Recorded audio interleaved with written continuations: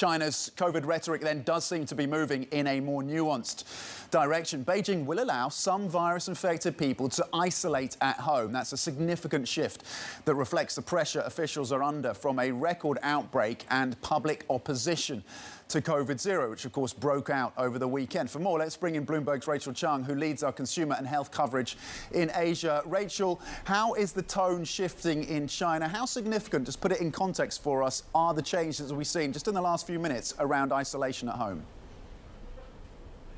Right, that's right. I mean, I think the changes, as you said before, are incremental. You know, we know that China is going to be moving very cautiously and slowly on this reopening journey.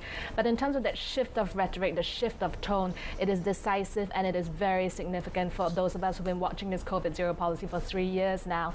To hear China come out and say, you know, Omicron is not that deadly. To hear China come out and say we're in a new phase of the pandemic. These are all very decisive moments, and we know for a fact now that the Chinese government is looking at reopening. But it's going to be a long, slow, winding process. Well, Rachel, where do we stand in terms of protests? Obviously, after the weekend, we had a heavier police presence trying to quash those down. I mean, to some degree, did they seem to have worked if we are seeing some concessions like these latest lines coming from Beijing?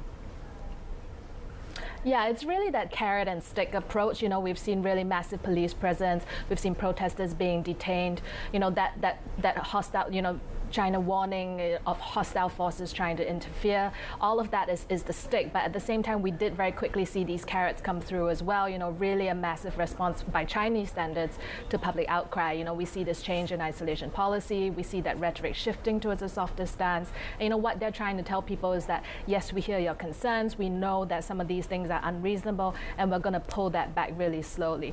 But, you know, it's going to be a very long journey. China still has a lot of problems in terms of reopening. Elderly vaccination is low. The healthcare facilities are not sufficient to protect against a wave of serious cases. And so this is going to be a really long process.